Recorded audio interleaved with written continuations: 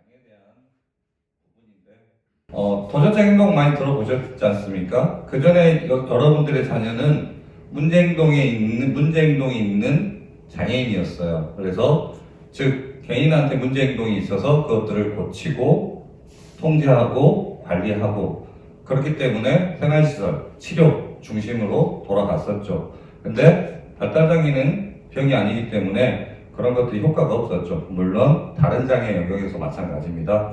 그래서 장애가 이제 사회적 환경 문제로 변화돼서 이제 문제행동이라는 표현을 쓰지 않습니다. 도전적 행동. 그래서 개인이 어떤 지역사회에서 생활하는데 어려움에 대한 부분을 개인을 고치는 게 아니라 그 개인을 포함한 환경을 고치고 주변 한 명이 지원하는 게 아니라 그 팀 협력으로 해서 이 도전적 행동이 되지 않게 지역사회에 살 수 있게 함께 도전해보자 라는 의미에서 도전적 행동으로 바뀌었거든요. 그래서 우리나라 도전은 뭔가 도전한다는 되게 어감이 그러는데요. 영어는 챌린지의 해석 뜻을 보면 되게 좋은 뜻이에요. 한계를 극복해서 앞으로 나아간다는 의미거든요. 그래서 한국말하고는 좀 어감이 달라서 해석하다 보니까 도전적 행동은 그런 의미입니다. 그래서 이 사업도 도전적 행동을 단순히 개인을 시설 같은 데 고립돼서 치료하고 행동 수정을 하지 않고 모두가 지역사회에서 어떻게 살아갈 것인가에 대한 부분들로 고민이 흘러나왔습니다. 결국 발달장애인 우리 어머님들, 부모님들의 고민은 장애가 어떤 지원을 받든지 결국 이거지 않습니까? 살고 싶은 곳에서 우리 자녀의 특성, 색깔 그대로 하고 싶은 일은 직업이 될 수도 있고 보람찬 일이 될 수도 있지 않습니까? 그래서 일이라는 게 꼭 잡을 이야기하는 거 아니에요. 워크도 있습니다. 그래서 사람들과 함께 소통하며 살고자 하는 것들이 우리 부모님들의 꿈이지 않습니까? 그리고 당사자들의 꿈이기도 할 것이고요. 그래서 이러이러한 진행되는 사업들은 결국은 이 네 줄로 다 이 목표를 향해서 하고 있다라고 생각하시면 됩니다. 이건 뭐 한번 읽어보. 제가 낸 자료는 아니고요. 얼마 전에 이제 그 최재형 의원실에서 장애인 차별철폐연대에서 이렇게 항의 방문을 갔는데 그때 시설 옆에 부모님들이 또 가서 맞불 집회를 났어요. 그래서 전국 장애인 차별철폐연대에서 탈시설을 하는데 우리 보고 죽으라는 소리냐? 우리는 시설에 있는 아이를 보내기 때문에 시설이 없어지는 것들은 우리의 죽음이기 때문에 그거에 대한 반대 입장에서 하거든요. 근데 그것들은 좀 복해된 의견들이 많이 있습니다. 여기 계신 분들도 시설 생각 안 하시는 부모님 없을 걸로 알고 있습니다. 실제로 여기서 몇 분 중에서는 제가 개인적으로 시설 보내는 문제에 대해서 상담도 되게 깊게 한 사람도 있고요. 근데 지금 탈시설에 대한 부분 오해가 당장 내일 시설을 없앤다는 소리 아닙니다. 보통 탈시설을 하려고 하면 시설에 살고 있는 장애인들이 있기 때문에 대략 한 30년 이상 걸려요. 30년 동안 장기 계획을 펼쳐야 하는 거기 때문에 부모님들 그리고 일부 시설론자들이 시설이 없어지면 당장 장애인들이 다 길거리에 대한 이런 거는 말도 안 되는 거고요. 당연히 정부에서도 그럴 수밖에 없지 않습니까? 하다못해 광주에서 생활시설 하나 명확한 PD가 있는데도 없앨 수가 없어요, 시가. 왜요?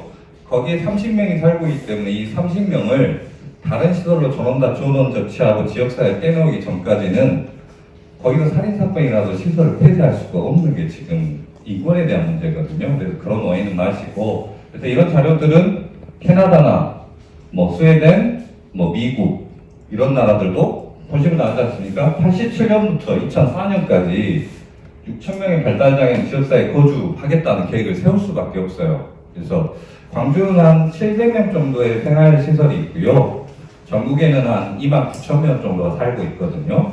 그래서 그런 인원들을 지역사회에 다 단계적 계획을 걸쳐서 빼놓지 않는 이상은 탈시설은 부모님 걱정한 우려점은 생기지 않습니다. 그래서 개인적인 생각이긴 하지만 탈시설이 돼야지 자녀분들이 지역사회에서 어울려서 행복하게 삶의 질을 높이면서 살 수 있다라고 이야기합니다. 이건 제가 낸 자료는 아니고요. 보건복지부에서 탈시설 해야 되는 논리에 대해서 이렇게 나온 겁니다. 그래서 보면 2016년도에 광주에서 안타까운 사건이 있었죠. 이제 일가족 자살 사건이라고 이야기합니다.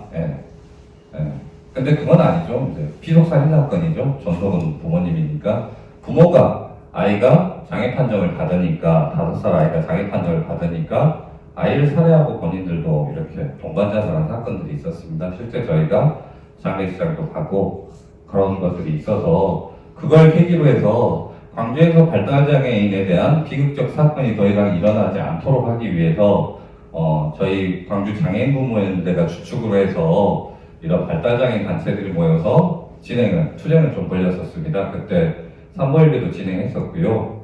그리고 시장실도 점거해서 기나긴 협의를 통해서 이거 언론 자료입니다. 결국은 광주형 장애인 복지정책이 처음으로 생겼습니다. 그래서 전국 최초 발달장애인 종합지원 계획이 수립이 돼서 이 사업의 시작이 됐다라고 보시면 됩니다. 그때 제안했던 게 이렇게 총 10가지입니다. 그래서 주거, 여러분들이 하고 있는 토대가 된 기본 모델이죠. 두 번째 소득, 세 번째 이제 낮에 어떻게 활동할 것인가, 활동 지원 서비스에 대한 부분, 그리고 건강 안전에 대한 부분, 그리고 직업에 대한 부분, 그리고 자조단체, 발달장애인 그들끼리 모여서 자기 권리 옹호에 대한 내용, 그리고 평생교육. 그래서 이렇게 쭉 10가지에 대한 부분들을 저희가 제안을 했었습니다. 뒤에 좀 디테일한 내용들이 있는데 필요 없는 내용들은 설명 안 드리고 우리 여러분들한테 해당되는 내용만 빠르게 제가 설명드리도록 하겠습니다. 보시면 그 레벨 1, 2 지금 여러분 자녀들이 살고 있는 집을 레벨 3이라고 부르거든요. 조금 명확성은 좀 틀리기는 한데 그 부분에 대해서는 추후에 다시 설명드릴게요. 그래서 저희가 제안을 이렇게 레벨 1, 2, 3, 4로 해서 제안을 했었습니다. 기존의 이제 주거 모델들은 생활시설밖에 없었죠. 그래서 지역사회 전환하기 위해서는 일단 부모님이 생활시설로 자녀를 이제 장애인들이 들어갑니다. 그럼 생활시설에서 자립사업을 하기 때문에 생활시설에서 체험원 같은 걸 하면 거기에서 이제 본인들이 선발합니다. 이 사람들은 좀 자립생활 할 수 있는 장애인들을 체험홈에 들어가서 좀 체험홈에서 이제 보건복지부 약 700에서 1000만 원을 받고 이제 집을 얻어서 자립하는 형태. 그러니까 밑에서부터 올라가는 모델들이었어요. 너랑 나랑 경쟁해서 내가 자립 능력을 증명하고. 근데 이 모델들은 1, 2, 3, 4부터 떨어지는 모델로 바꿨죠. 선진국형으로. 그래서 레벨 1은 보면 개인주택 간헐적 지원이라고 했지 않습니까? 주거부치가 상주하지 않는 모델입니다. 그리고 레벨 2는 제한적 지원이죠. 그래서 광주에서는 2명이 협동으로 살고 있는 모델이고요. 레벨 3이 이제 공동주택형. 이제 지금 레벨 3이라고 부르고 있는데 좀 비슷하죠. 근데 여기에서 표현하면 엄밀히 따지면 레벨 4에 더 가까울 수 있습니다.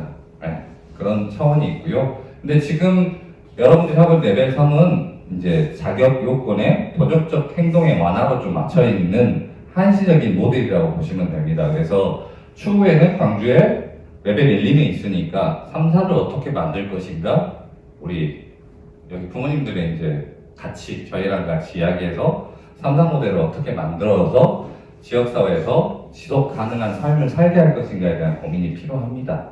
레벨 4는 의료적 모델까지 같이 포함되어 있고요.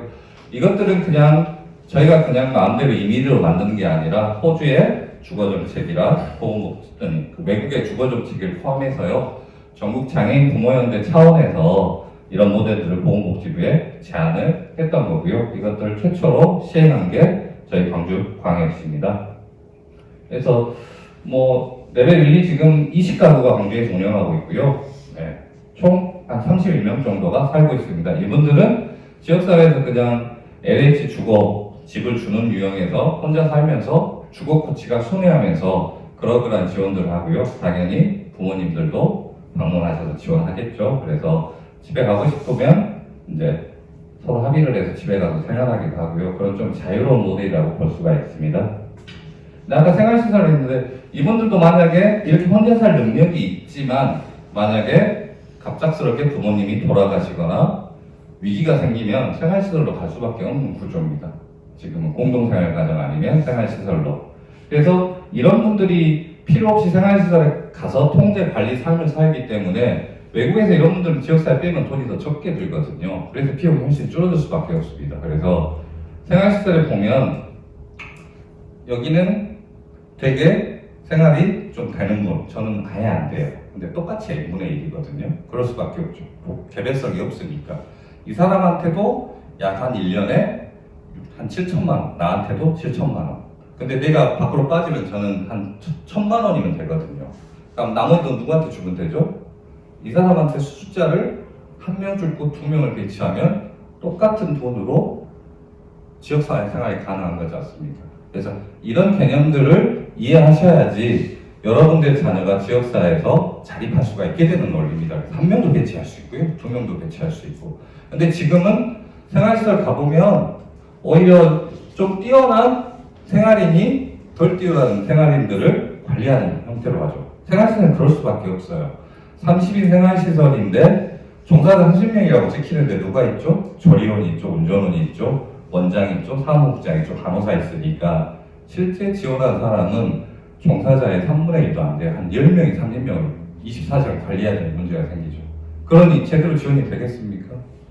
안 되는 거죠. 그래서 이것은 시설이 가지고 있는 단순히 그 시설에 나쁜 사람들이 있어서가 아니라 시설이 가지고 있는 구조적 모습을 타파하자는 게 탈시설의 기본적인 원리거든요.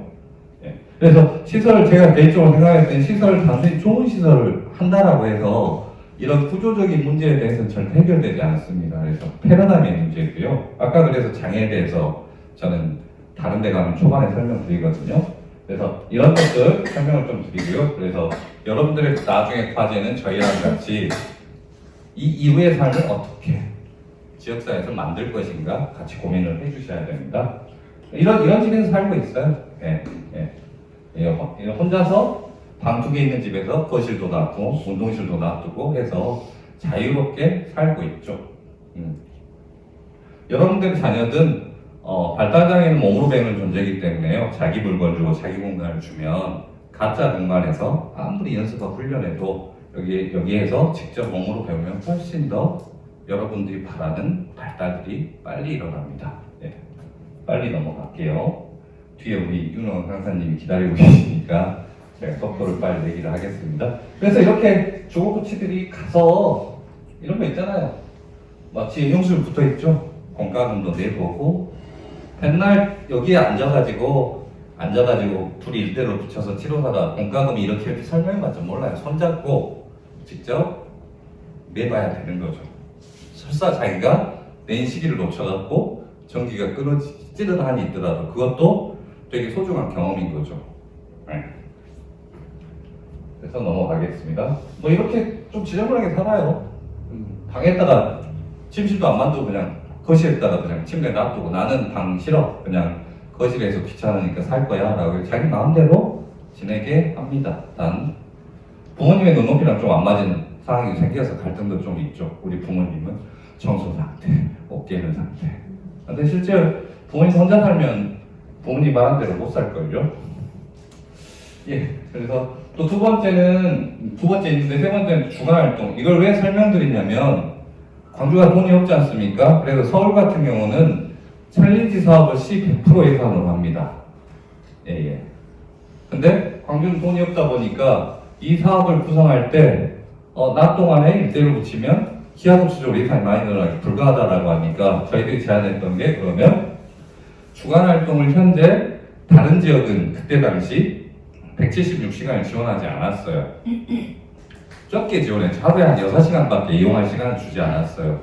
176시간이 돼야지 하루에 8시간씩 5일을 지원하거든요. 근데 그때 당시 요구를 해서 추가 시간에 대한 부분들은 광주시가 지급해서 어쨌든 광주는 발달장애인 주간활동에 176시간을 이용하게 해주겠다라고 이미 지원이 되고 있었어요. 그래서 그런 지원 제도가 있기 때문에 지금 낮 활동을 여기에다가 광주시는 추가 예산만 하자. 왜 그러냐면 176시간은 보건복지부에서 주는 시간이거든요. 중앙정부에서. 그래서 광주는 낮에 할 때 정부의 예산을 매칭으로 해서 추가금만 주자라고 하기 때문에 광주시가 이 낮 활동을 제안했을 때 그래 좋은 생각이야. 서울 같은 경우는 한 복지관 운영하는데 막 20m씩 주죠. 왜냐하면 공간 꾸며야 되고 인건비 다 줘야 되고 그러기 때문에. 근데 광주는 2016년도에 이런 모델들을 만들었기 때문에 지금 24시간에 대한 흐름들이 토대를 좀 마련했었죠. 뭐 이거 지원이요 전문. 그리고 이 부분도 여러분들하고 함께 나중에 좀 고민할 과제이긴 한데요. 발달장애인 거 보면 행동발달 증진센터 발달장애인 거점병원이라는 것이 있습니다. 그래서 지금 전국에 설치되고 있거든요. 근데 광주는 설치되지 못했어요. 계속 지속적으로 시와 함께 저희들이 설치해 보려고 했었는데 이것들은 종합병원급이 본인들이 사업을 하겠다라고 신청을 해야 되거든요. 그래서 실제 저희 막 그 기독병원 원장님도 가서 부탁하고 전대병원 원장님도 부탁하고 했는데 사업성이 없지 않습니까? 힘만 들고. 그래서 자기들은 못하겠다라고 해서 아직까지 광주는 이루어지지 않고 있습니다. 근데 이런 부분들이 돼야지 실제 이런 모델인 거죠. 발달장애 거점병이 생기면 1층에 행동발달증진센터가 자동으로 센터로 들어갑니다. 그러면 여기에서 지원자가 이야기하는데 도전증진병이 심한 분들 있지 않습니까? 그러면 그분들하고 같이 행동발달증진센터로 가는 거죠. 그럼 거기에 이제 BCBA, 뭐 행동치료사들, 국가자격증 행동치료사들이 같이 거기 프로그램들도 있어야 돼요. 그래서 같이 프로그램을 진행하면서 이 친구에 대해서 도전적 행동이 이렇게 나타나는구나. 이것들을 완화하려고 하면 이 방법을 써보십시오. 하고 이제 피드백을 주죠. 그리고 다시 돌아가고 또 그게 판단해서 위에 거점병원 있지 않습니까? 의사가 봐서 이제 이것은 단순히 장애로 인한 특성이 아니라 병력적인 부분이 좀 있다라고 판단하면 바로 입원을 할 수 있는 거죠. 그러면 병원에서 입원했다가 저희가 현장에 제일 어려운 게 그거예요. 의사소통이 안 된 친구들이 이게 좀 장애로 인한 특성인지 아니면 우울증이나 조현이라든지 이런 치료가 필요한 현상인지 구분을 잘 할 수가 없어요, 사실은. 그래서 병원 가면 그것도 약부터 먹이죠. 맞는 약을 찾아서 계속 돌려먹죠. 부모님 가슴 아프잖아요. 상담이 안 되니까 일단 이 약 먹어보고 다시 오시오. 또 다음에는 또 이 약 처방해주고 그러다 보면은 자녀분들은 끊임없이 상처받고 고통받는 현상. 그래서 그런 부분들을 좀 더 전문적으로 진행해보자. 그래서 이 부분을 왜 그러냐면 올해 12월 달에 지금 보건복지부에 또 띄었어요. 그래서 지금은 저희가 시랑 같이 타켓으로 삼고 있는 게 광주 어린이재활병원이 생겼잖아요. 그래 어린이재활병원이면 공공병원이니까 이것은 너희들이 해야 돼 라고 한번 찾아가서 만날 생각이거든요. 그때 아마 여기 있는 부모님들도 같이 가셔서 좀 같이 현실에 부모님들의 마음들을 원장님한테도 이야기하고 병원한테도 이야기하면 있으면 좋아지는 지점이 있는 거죠. 네, 그 부분은 제가 오늘 저희 이제 센터장님이 시간 다녀왔는데 전혀 의지가 없으시답니다. 그니까요. 왜냐면 뻔히 알거든요.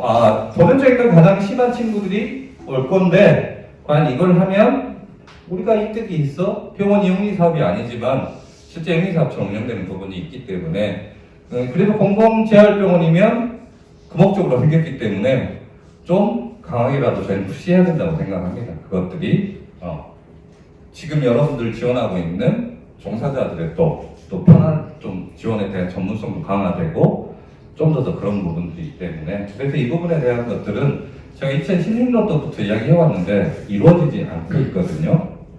그렇게 알고 계시면 될 것 같습니다. 그래서 2016년도에는 아까 보면 레벨 1, 2만 있지 않습니까? 저희는 레벨 3, 4까지 다 하자겠죠. 근데 시가 왜 안 했을까요? 아까 말했지 않습니까? 낫 활동을 하는데도 돈이 없다. 무조건 이렇게 나오거든요. 돈이 없어서 그래 레벨 1, 2는 주거코치가 한 명이 한 3, 4집 순회하니까 이제 돈 적게 들죠. 근데 레벨 3, 4 하려고 계산해보면 바로 알죠. 24시간 지원하려고 하면 밤에만 해도 근로기준법상으로 최소 2명 이상이 필요하죠. 한 명당. 또 낮에도 한 명에 2명 필요하면 어마어마하게 돈 드니까 도저히 중증 모델을 못하겠다. 그래서 추후에 나중에 다시 이야기하자. 공무원들 수법 그래요. 왜 본인은 1년 뒤에 가면 되니까 남은 공무원들이 알아서 해결하겠지. 그래서 그전 공무원들하고는 그렇게 해결했습니다. 근데 좋다고 광주시 욕하시면 안 돼요. 아까 말 전국 최초지 않습니까? 그 이야기할 때 광주시가 되게 나한테 표현했던 게 예산 문제도 있지만 지금 이 사업은 재가장애인 사업이지 않습니까? 가정의 보호를 받고 있는 부양원제로 포함되고 이제 그런 가정의 자녀들을 하는데 우리나라 탈시설 사업은 일단은 연구자가 거의 없거나 기초생활 수급자 중심으로 하고 있어요. 그래서 여러분들은 생활시설 들어가려고 해도 거의 못 들어가거든요. 광주에 실비시설 어둥제하고 하나밖에 없어요. 나머지는 거의 기초수급자거나 무연고자거나 부모가 도저히 불안하거나 이런 분들이 있기 때문에 이 사업은 제과장애인의 사업이기 때문에 탈시설 지원 사업으로 예산을 못 잡겠다라고 사실은 시가 그렇게 이야기를 했었죠. 근데 뻔하지 않습니까? 저희 의견은 탈시설 국가가 탈시설 지원 사업이라는 이름으로 수십억, 수백억 투자해서 밖으로 빼려면 뭐냐? 부모님도 뒤에서 줄 서 있는데 그러면 빈자리는 계속 들어갈 수밖에 없다. 그래서 들어가지 않게 그 고리를 끌어내는 것도 하나의 탈시설 지원 사업이다 라고 했을 때 그때 당시 다행히 시장이나 이런 분들이 동의해줘서 이 사업이 시작됐었습니다. 그래서 되게 당연한 사업인데도 2016년도에 시작했던 사업을 다른 지역에서 못하고 있는 이유는 방금 이런 정책적 방향이 포함되어 있어요. 탈시설에 대한 선언은 작년에 보건복지부에서 발표했어요. 그전에는 없었어요. 아예 탈시설 자체도 공식적으로 탈시설 지원 로드맵을 발표한 게 작년 한 8월 달에 발표했었어요. 그 전이었으니까 광주가 되게 이례적인 사업을 진행한 거, 그것은 여러분들도 칭찬해 주셔야 됩니다. 그래서 그래요. 그렇게 경증 모델들만 이렇게 하고 있었는데 갑자기 20년 6월에 저도 개인적으로 되게 상담 많이 했던 어머니 한 분이 또 성인 아이를 살해하고 본인도 떠나버렸죠. 네. 그래서 이때 당시 코로나 시기 때문에 전국적으로 너무 많은 그런 비극적인 사건들이 일어났었어요. 제주도 어디 서울에서도 막 언론에 봤지 않습니까? 아파트 올라가서 아이 던져버리고 본인도 뛰어다니고. 그래서 그런 사건들이 광주에서 직접적으로 일어나서 또 그래 2016년부터 우리 부모님들은 이야기하지 않았냐? 근데 왜 경증만 해서 그랬어? 그래서 좀 이따 영상 한 편 간단하게 보여드릴게요. 그래서 저희가 또 시청 앞에서 저희뿐만 아니라 광주 장애인 차별철폐연대 회원들과 같이 저희가 여기 5대 밑에 나왔지 않습니까? 5개 요구했었죠. 핵심은 1번, 2번, 3번이었죠. 정책에 대한 지속성이 없으니까 공무원 제발 전문가를 배치해줘. 최소 5년 이상 이 정책을 책임질 수 있는 전문가를 배치해주고, 그 다음 레벨 1, 2 하고 있었으니까 지역 중심의 중증 모델들을 또 만들어줘. 원래 저희가 제안할 때는 도심형, 전원형 두 가지를 제안했었어요. 자녀분들 특성이 어떤 분들은 도시에 맞고 어떤 분들은 좀 더 넓은 부지에 전원형이 맞을 수도 있으니까 그렇게 제안을 했고, 거점명과 행동발달 증진센터 설치를 요구했죠. 그래서 그때 당시 또 시장이 바뀌었었죠. 이용석 시장으로. 그래서 이용석 시장님이 그래 한번 방안을 짜봐 해서 또 민간 TF팀이 구성돼서요. 저희들도 참여하고 해서 되게 여러 차례 또 실무위원회도 하고 그렇게 운영이 됐었습니다. 그래서 이제 지금 이런 사업들을 하고 있죠. 그래서 여러분들이 하는 사업들은 이런 모델들입니다. 이때 뒤에 우리 팀장님도 계시지 않습니까? 이때 1번은 배치됐었어요. 근데 지금은 전문가는 또 없어요. 예, 여러 가지 사정 때문에 또 전문가는 없이 제가 지금 한 1년 안 됐는데 황진팀장 우리 몇 명 주무관 만났죠? 4명? 3명? 1년 한 6개월, 4명. 1년도 안 됐는데 4명 주무관이 바뀌었어요. 어떤 모습인지 알겠어요. 어쨌든 주무관이 알아서 이 사업들을 풀어나가고 뭔가를 풀어내야 되거든요. 그러니 주무관 바뀔 때마다 이제 저 뒤에 있는 팀장님이나 저는 찾아가서 이제 아까 그 사례들을 다 설명하는 거죠. 이 사업이 어떻게 만들어졌고 어떻게 진행돼야 돼. 그리고 아까 팀장님 말했듯이 공개적으로 간담회하면 막 다른 장애인에게 슬픈 소리가 나와요. 광주시 장애인이 사는 발달장애인들이 다 써버리기 때문에 다른 장애인은 쓸 돈이 없다라는 슬픈 이야기가 좀 나오거든요.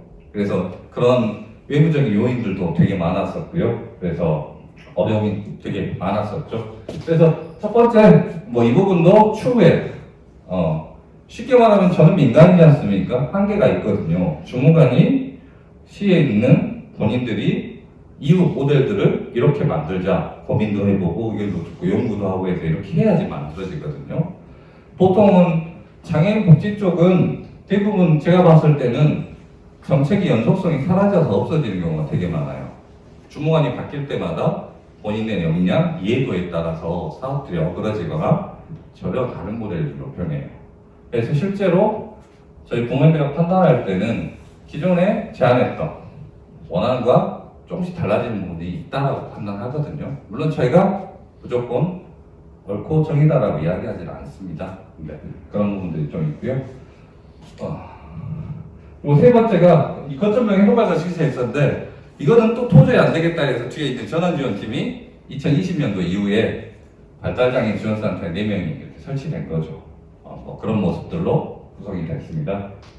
그래서 그리고 20명은 근데 지금은 좀 되게 답답한 현상이에요. 이용섭 시장님이 원래 그 막판에 어떤 의지가 있었는지 모르겠지만 맨 처음에 5명으로 시작했던 융합돌봄을 갑자기 20명으로 늘렸거든요.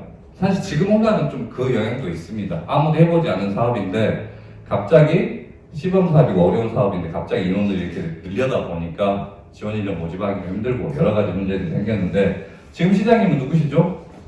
강기정 시장님이시잖아요. 공무원 없죠? 제가 봤을 때는 근데 장애인 쪽에 대한 특히 또 발달장애인 쪽에 대한 의지가 그렇게 많으시지는 않으세요. 네, 제가 판단했을 때. 그래서 저희 부모님들도 근데 저희 부모님들은 이제 저희 부모님들도 그 발달장애인 쪽 좀 미워해 버렸거든요.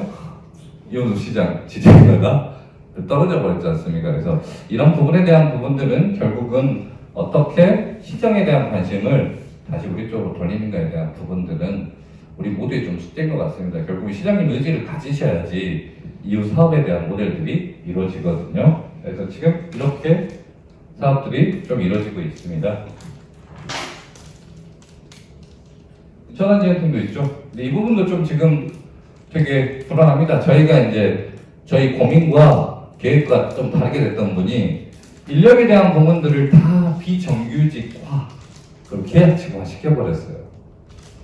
당연히 이런 전문적인 일을 하면 지속적으로 계속 일해야 되지 않습니까? 그래서 저희가 첫 번째로도 공무원도 철밥통인 공무원도 여기에 5년 이상 버텨야 된다고 이야기해놨는데 실제 사업을 진행할 인력들을 다 계약직으로 만들어버렸어요. 해결할 수가 없더라고요.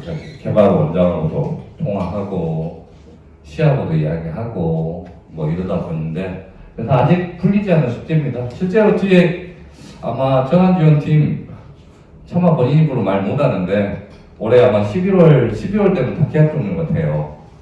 연장을 안 해줘요. 무계약직으로 넘어가니까.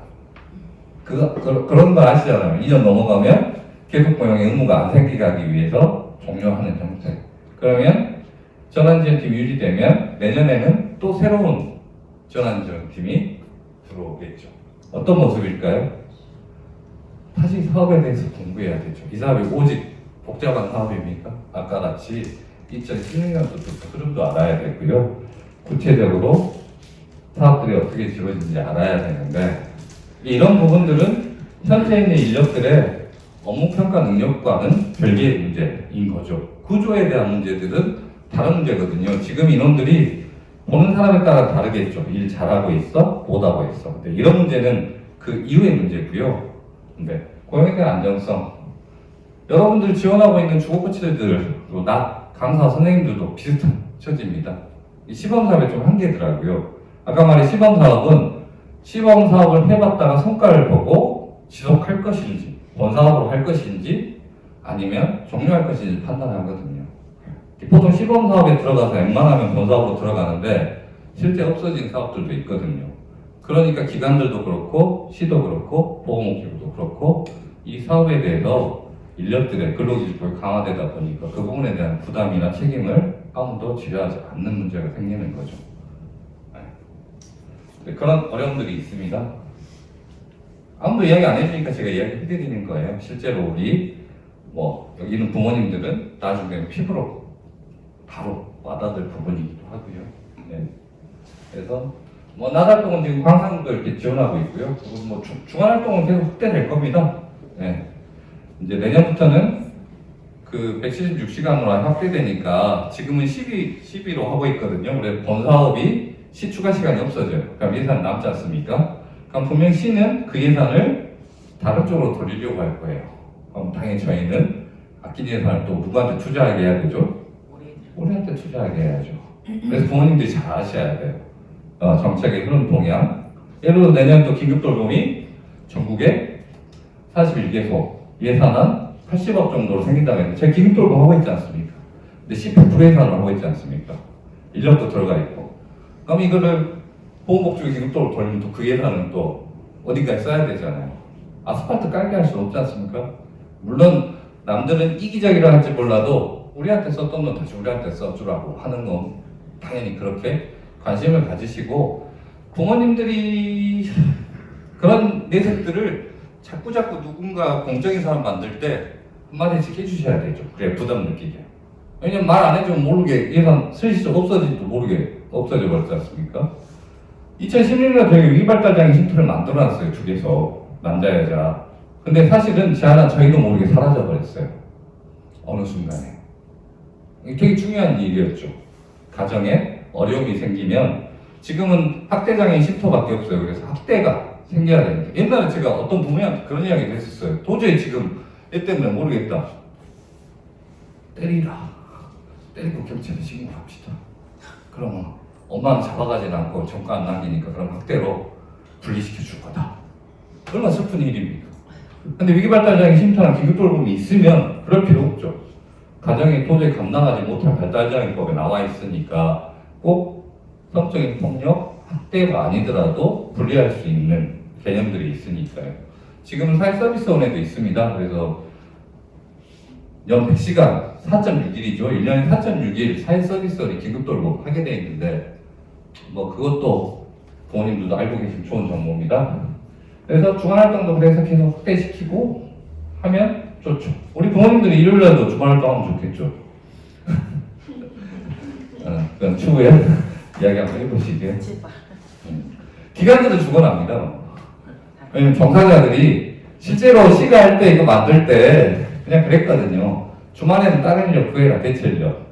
불가하거든요, 현실적으로. 저희도 하지만 처음 대면한 지원 인력이 일주일에 하루 와가지고 이 친구 본인이 그거 튕겨내고 오히려 더 힘들거든요. 그러다 보니까 주간에 일했던 강사들이 울며 겨자먹기로 들어가죠. 나 돈 벌기 싫어. 쉬고 싶은데도 이제 기관의 요구와 부모님들의 사정에 봐서 이렇게 지금 여기도 그럴 거예요. 그죠? 실장님? 우리도 그래요. 근데 그럴 수밖에 없어요. 하물며 여기는 그래도 번역적 능력이 좀 더 있는 친구들이니까 오히려 새로운 인력들은 왔다가 다 도망가고요. 오히려. 그래서 그런 어려움들이 있어서 이 부분에 대한 부분들도 추후에는 정책과제를 어떻게 합리적으로 만들 것인지 끊임없이 연구를 해야 됩니다. 시간이 이제 됐고요. 뭐 이런 것도 넘어가고 추가적인 과제는 좀 이런 것들이 남아있죠. 레벨 3 주거 모델 후 어떻게 할 것인가 안들은 좀 계속 이야기하고 있거든요. 네, 그래서 그 부분은 오늘 뭐 확정한 거 아니고 어느 정도 C랑 이제 합의점을 도출하지 못했으니까 이야기 좀 드리기는 힘들고 추후에 부모 교육이 있으면 그 부분에 대해서 같이 부모님들하고 간담회 형태로 토론을 하고 그렇게 만들었으면 좋겠습니다.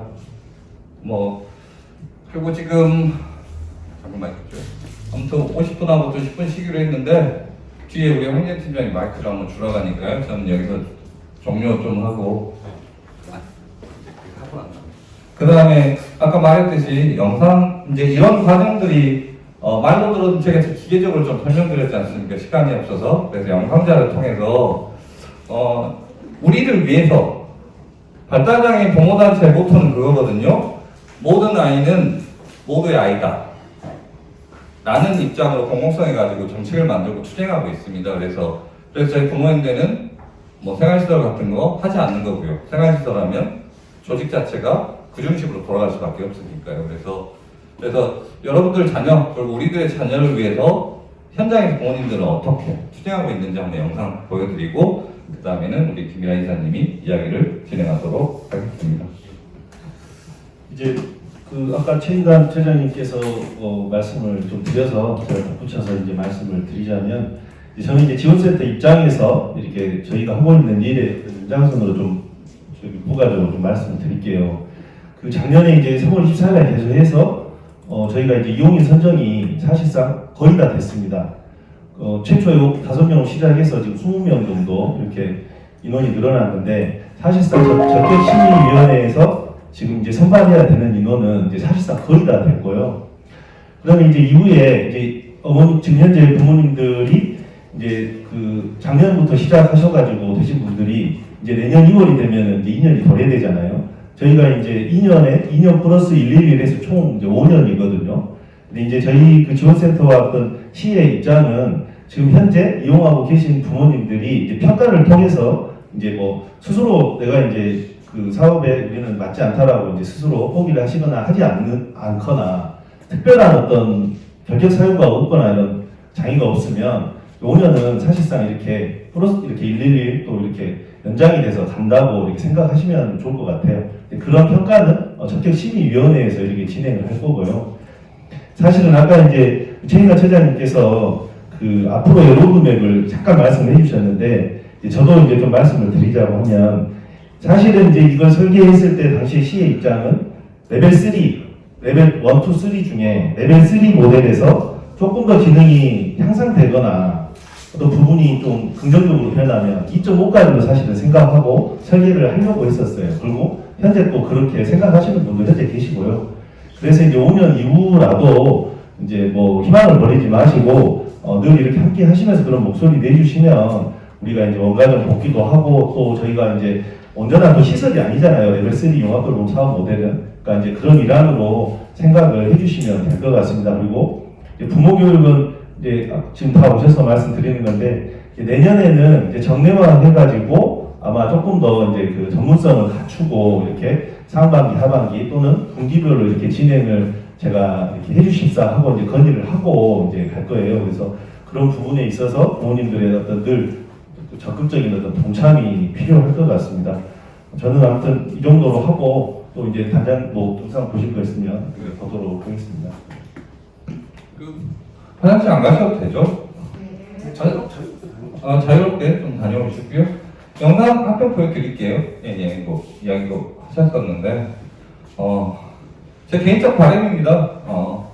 사실은 시라든지 그에도 시각적 이해 당사자들이 직접적 목소리와 행동을 해주는 게 가장 효과적이거든요. 그래서 함께 하시게요. 본인들만 하시라는 게 아니라 기타 재반상 비용이 필요한 부분 다 함께 하거든요. 그래서 내 자녀를 위해서 좀 더 이야기 쉽지 않습니다. 아까 말했던 레벨 3자 단순히 그냥 지금 5년이지 않습니까? 나중에 어찌됐든 자녀가 언제 생존할지 모르겠지만 주거 모델을 만든다라고 하면 실은 적어도 당연히 통합 굴릴 수밖에 없지 않습니까? 이 친구가 지금 20살이면 40년 지원을 해야 되면 광주에 몇 개를 만들어야 되며 어떻게 해야 되지?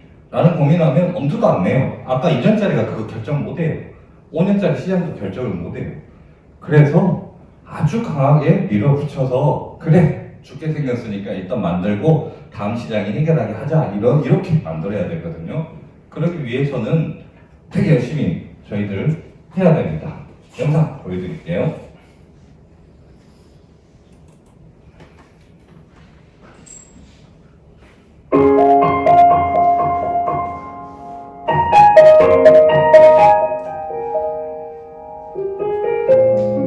막 먹는.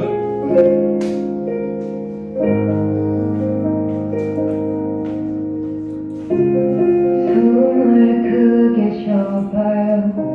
당신의 가슴 양쪽이 저리게 조금은 아파올 때까지 숨을 더 뱉어봐요. 당신의 안에 남은 게 없다고 느껴질 때까지 숨이 벅차 몰라도 괜찮아요. 아무도 그대 탓하지 않아.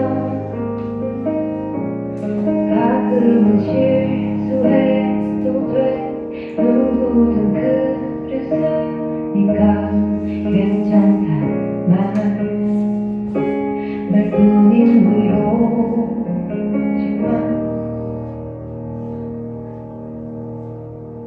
누군가의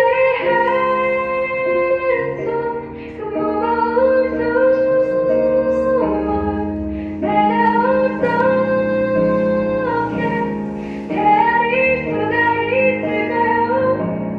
당신의 한숨 그 깊이 하시는 모습을 보며 같이 눈물을 내가 들려줄래요?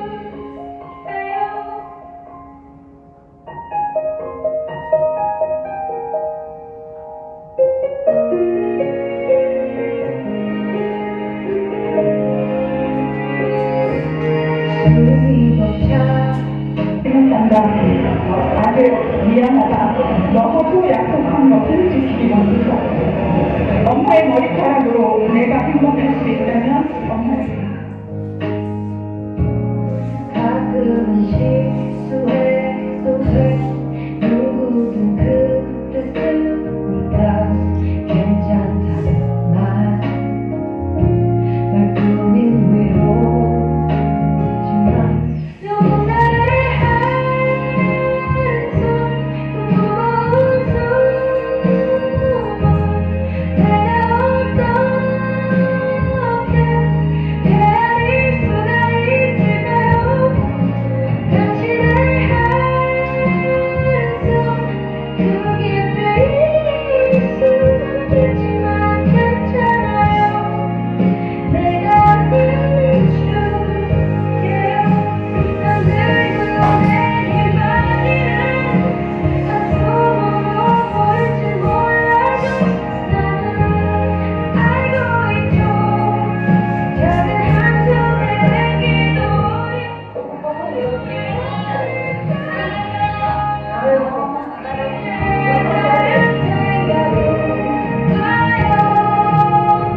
깊이 숨을 쉬어봐요. 그대로는 뱉어요.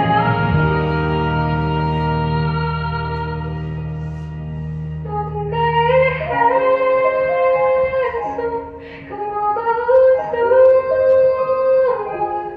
내가 어떻게 헤아릴 수가 있을까요? 당신의 한숨 그 깊이 숨기지만 괜찮아요. 내가 안아줄래요.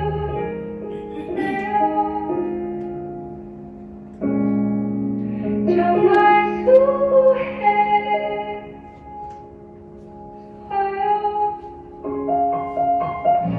당신의 한숨 그 깊이 숨기지만 괜찮아요. 내가 들려줄게요. 난 늙고 내게 빠지는 한숨으로 보일지 몰라도 나는 알고 있죠. 작은 한숨에 내게도 어려운 하루를 보냈다가 이제 다른 생각은 와요. 깊이 숨을 쉬어봐요. 엄마라는 이름을 준 아빠라는 이름을 준 내 사랑하는 아들 딸들아 진심으로 고맙다. 진정 엄마가 어떤 사람인 줄을 아빠가 어떤 사람이 되어야 되는 줄을 너희들을 통해서 알게 되었다. 또한 그리고 세상을 어떻게 살아가야 되는지를 알게 되었다. 더 견고한 마음으로 너희와 동행하는 장기를 되기 위해서 엄마 아빠들은 용기 내었다. 우리 모두 다 행복한 세상 만들어내라. 내가 안아줄래요.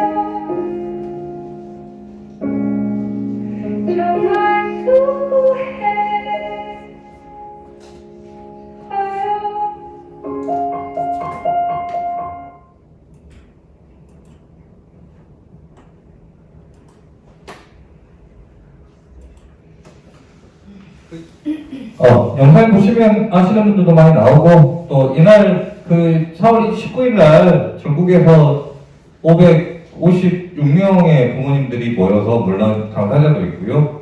그리고 사회복지사들도 있고요. 그래서 삭발을 했습니다. 청와대 앞에서 삭발을 하고 마지막에 거래 행진한 것은 그때 윤석열 인수위원회가 있어서요. 인수위원회 사무실 가서 머리카락 들고 가서 저희의 의견들을 전달. 정책적으로 발달장애인에 대한 24시간 지원 체계를 정부 차원에서 만들어 달라라는 거고요. 사실 그런 푸시가 있었기 때문에 광주에 지금 광주 예산만으로 지금 이 사업들을 진행하고 있지 않거든요.